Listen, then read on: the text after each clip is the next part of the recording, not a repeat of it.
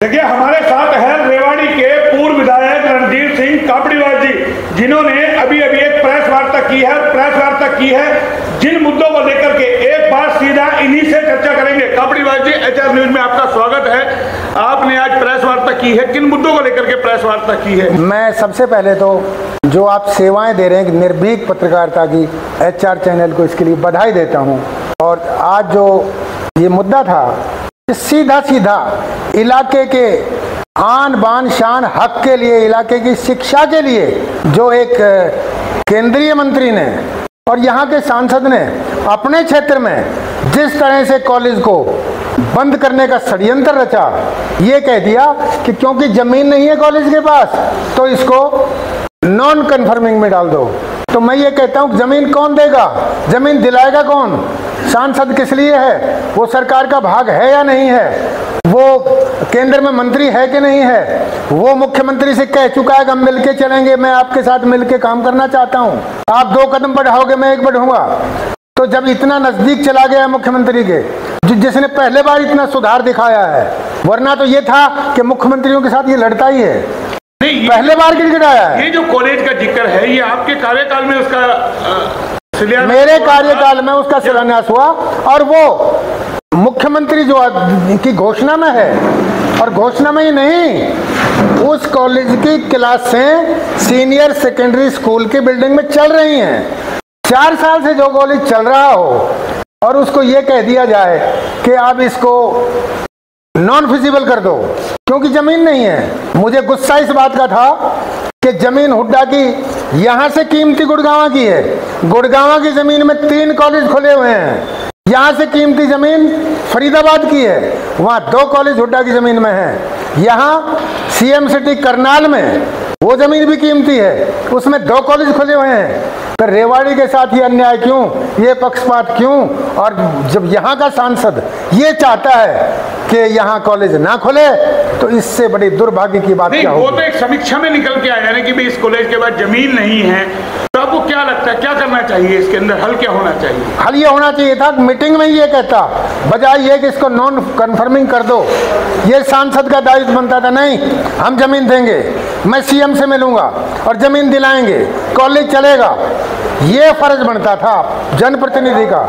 लेकिन उसने अपना दायित्व तो नहीं निभाया, उसने इस क्षेत्र के साथ धोखा किया है। और जो इनकी शुरू से मंशा रही है, जैसे अहिर कॉलेज पूरे समाज का खून पसीने का पैसा लगा, उस पर कब्जा कर लिया, कोई बात नहीं, लेकिन अगर सरकार भी कोई नया संस्था खोले और उस पर भी इनकी मंशा ये रहे कि ये भी नहीं खोलने चाहिए क्योंकि कंपटीशन में स्कूल कॉलेज आ जाएंगे, तो अगर यहाँ के लोग ज्यादा शिक्षित होंगे, जैसे जैसे लोग शिक्षित हो रहे हैं इनकी वोटें घट रही हैं। तो आप इसके लिए क्या करने वाले हैं कापड़ीवाल जी? मैं इस कॉलेज को नॉन कन्फर्मिंग लिस्ट में नहीं जाने दूंगा। कॉलेज चल रहा है, कॉलेज चलेगा, हमें चाहे आंदोलन करना पड़े, चाहे लड़ाई करनी पड़े।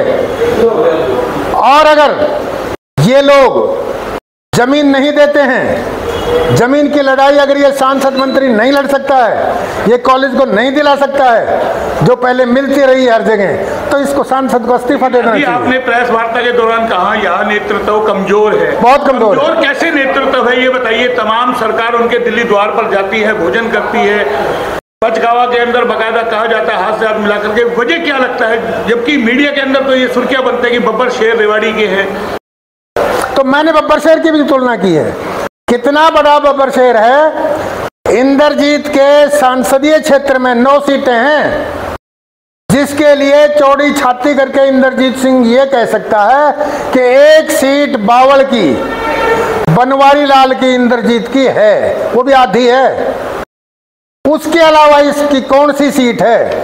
8 बाकी सीटें कहाँ हैं? रेवाड़ी की सीट कहाँ है? और रेवाड़ी के सीट के बारे में तो इस इंद्रजीत ने अपमान कराया, मुख्यमंत्री का कराया, जेपी नड्डा जी विश्व की सबसे बड़ी पार्टी के अध्यक्ष को बुला के कराया, और 2 घंटा पहले चुनाव से प्रधानमंत्री को बुला के कराया, और एक अभिमन्यु के खिलाफ इतने लोग आ गए, परिणाम क्या हुआ? लोकप्रियता का पता नहीं लगा आपको? लेकिन आपको टीस क्या है, क्या लगता है आपके जो कार्यकाल में जो योजनाएं आई थी या जो घोषणाएं हुई थी उनका दमन करना है, या क्या लगता है? कॉलेज से निरीक्षण में मामला सामने आया, जो सर्वे की जा रही थी उसके अंदर जो मेरे कार्यकाल के काम पड़े हैं, अभी मंजूर शुदा काम पड़े हैं, आज 2.5 साल हो गए, आधा टर्म चला गया, सांसद जी के चुनाव होने वाले हैं, एक भी काम इन्होंने किया ही नहीं, ना इनकी मंशा है, काम करना नहीं चाहते, जानते ही नहीं। लेकिन आप हर बार जब भी बात होती है असली नकली बीजेपी की बात करते हैं, चुनाव भी आपने लड़ा था, असली नकली बीजेपी, तमाम लोग उनके खेमे में वहां चले गए, पूरा कहा जाएगा एक तरीके से वर्चस्व बीजेपी पे राव इंद्रजीत सिंह का है, फिर आप कैसे नकली बता? हम भैया सुधारक हैं, आपको पता हम सुधारक हैं, हमारा काम सुधार करना है, और सुधारक के नाते हम लोगों को जगा भी रहे हैं, बता भी रहे हैं। हमारी प्रेस आज थोड़ी नाराजगी दिखा रही थी, क्योंकि मैंने ये कहा कि आप मुझे ये बताइए, आप अलंकार से अलंकृत करते हैं उनको, 9 सीटों में से 1 सीट जो आदमी जीत पाया है वो कितना बड़ा नेता है, सोच के देखिए। लेकिन तवज्जो तो उनको बीजेपी दे रही है ना भाई, बीजेपी का भी बीजेपी इसलिए गुजारा कौन शो करता है? मीडिया, प्रेस जब बार बार ये कहता है, मैं तो अचंभा करता हूँ, बोलो भूपेंद्र जी को इसलिए लेके आए हैं कि इसके विकल्प इसको नीचा करने के लिए, अब भी इसको और नीचा करने की जरूरत रहेगी क्या? लेकिन फिर आप बताइए ना, फिर सरकार क्यों उनके द्वार पे सांसद सारे पहुंचते हैं, भोजन करते हैं, तो कहीं ना कहीं तो डर बीजेपी को भी सता रहा होगा ना, दर्द आम आदमी पार्टी में ना चला जाए राव इंद्रजीत। दर्द तो इसको सता रहा है, मैं ये कहता हूँ। अच्छा मेरी बात सुनिए, दर्द की अगर आप तुलना करते हैं, ये सोचिए, क्या कभी रामपुरा हाउस के लोगों ने किसी को इनवाइट किया? क्या किसी को भोजन पे बुलाया? क्या कभी किसी को खाना खिलाया? वही तो हम बता रहे हैं, यही देख के तो हम कह रहे हैं कि उनका कद बड़ा है ना, कि सरकार खुद उनके द्वार पर खाना खाने नहीं, रही है। उसका घटा है जो बुलाने लग गया, गाओ मैं तुम्हें भोजन दूंगा। बुलाया खुद गए उन्होंने, थोड़ा नहीं बुलाया कोई क्यों जाएगा? खुद क्यों? हाँ इन्विटेशन दी है, तो चलिए इन्विटेशन दिया, तो कहीं ना कहीं कद तो बड़ा ही है ना, सरकार उनके द्वार पर पहुंच गई है, सब कुछ हो गया है, इलाके के बड़े नेता लगातार तमाम जितने भी जो विपक्ष है वो कोशिश करता है उनको घेरने की, फिर भी वो काबू में नहीं आते, ऐसी क्या वजह लगती है आपको? अब वो काबू में कहाँ नहीं आ रहे? 9 सीट में से 1 जीती है, अब वो काबू में नहीं आ रहे, तो वो तो फिर अलग बात है। चलिए, जिस तरीके से आम आदमी पार्टी का पंजाब में जो नतीजे आए हैं, उसके बाद रुझान कहीं ना कहीं लगातार बढ़ रहा है, आप किस तरीके से उसको देखते हैं? क्या लगता है हरियाणा के अंदर जो मैं ये देखता हूं कि आपकी चर्चा होने लगी है, लेकिन अभी समय बहुत लंबा है, और बीजेपी की तुलना में आपके पास डेडिकेटेड कार्यकर्ता या उतनी होशियारी चालाकी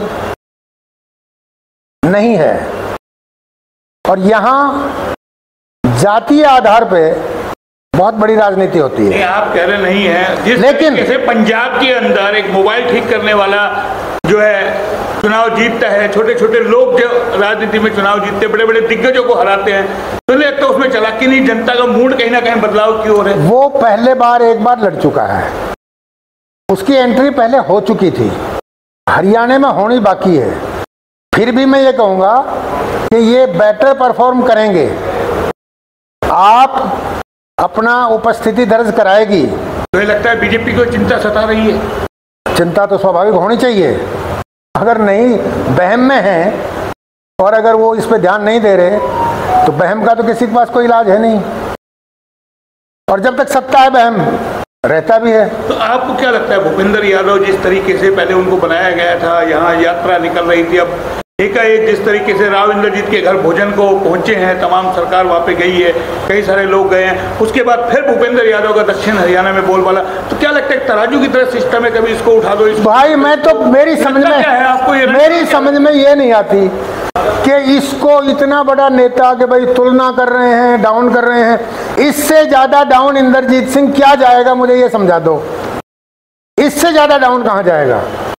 चलिए, इलाके के जो काम हैं, जो हालात और स्थिति है, क्राइम की है, बढ़ती महंगाई है, उसको लेकर के रणधीर सिंह कापड़ीवाल जी क्या सोचते हैं? लगातार तेल डीजल पिछले 3-4 महीने नहीं बढ़े थे जब तक चुनाव थे, क्या 5 राज्यों के, उसके बाद एक ये बढ़ने लगे, किस तरीके से देखते हैं? हाँ, तो ये खिलाफ जाएगा, इसके किनके खिलाफ जाएगा? सरकार के खिलाफ जाएगा। तो लगता है बीजेपी, देखिए, बेरोजगारी बढ़ेगी, बीजेपी के खिलाफ जाएगी, महंगाई बढ़ेगी, और कोई भी सरकार हो नेचुरल सरकार के खिलाफ जाएगी।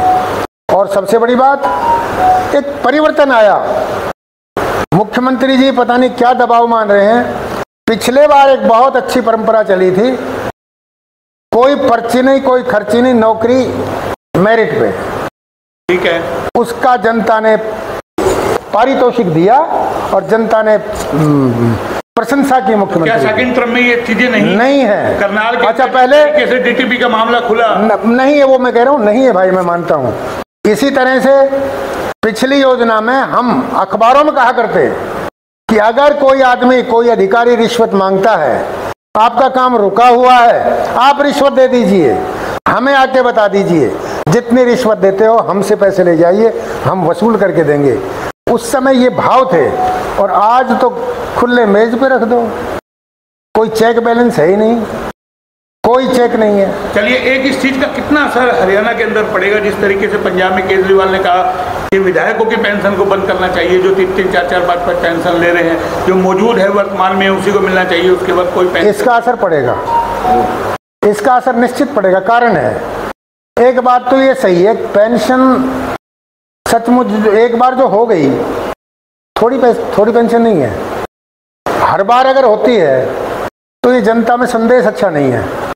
और सबसे बड़ा फायदा ये होगा कि जनता तो एक चीज देखती है कि ये एमएलए, ये मंत्री है, इनके रगड़ा लगे ना, हमें उतना स्वाद है। तो आपको लगता है तमाम कानून जनता के लिए बनते हैं, और ये जो जितने भी नेता होते हैं, सफेद पोश होते हैं, अपने लिए कोई कानून नहीं बनाते? अब कानून जो इन लोगों के लिए भी बनने चाहिए, जिस तरीके से पेंशन का जो मुद्दा उठा है, आम आदमी बनना चाहिए, क्योंकि ये समाज सेवा है, नौकरी नहीं है। 3-3, 4-4 जो पेंशन लेने बंद हो जाएंगे, ये गलत है, बंद हो जाएंगे। इसका बदलाव आएगा, जनता बदलाव करेगी, करेगी, इसका असर पड़ेगा, बहुत बड़ा असर पड़ेगा। चलिए, चुनाव में इसका असर पड़ेगा। चलिए, वापिस उसी मुद्दे पे आ जाते हैं। आपने कॉलेज का जो मुद्दा उठाया, जिसको लेकर के आपने प्रेस वार्ता की, ऐसी और कौन कौन सी योजनाएं हैं जो आपके समय में हुई थी और अभी तक पूरी नहीं हो पाई है? देखिए जी, मेरे समय में मंजूर पड़ा कॉन्ट्रैक्ट हो गया था, ट्रामा सेंटर से हॉस्पिटल तक फुट ओवर ब्रिज, जिनमें डेड बॉडी भी जो स्ट्रेचर से खींच के ले जाते हैं, और उसमें हमने लिफ्ट से बाकायदा ऊपर ही ऊपर कर दिया था।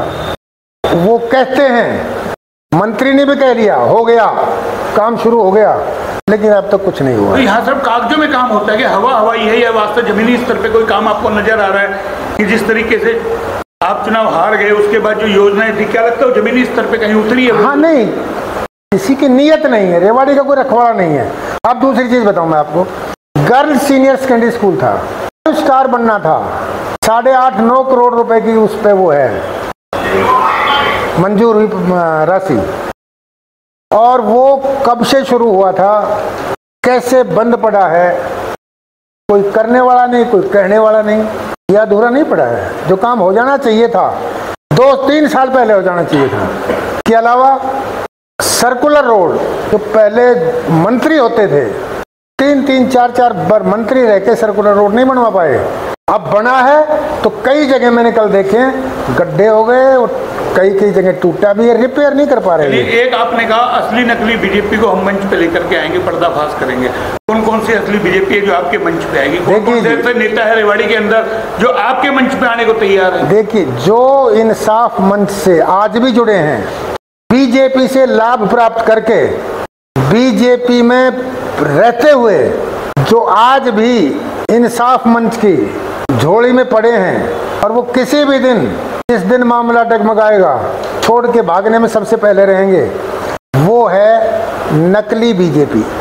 और जिन्होंने मेहनत की है, जिन्होंने सींचा है बीजेपी को, जिन्होंने तपस्या की है, वो है असली बीजेपी के।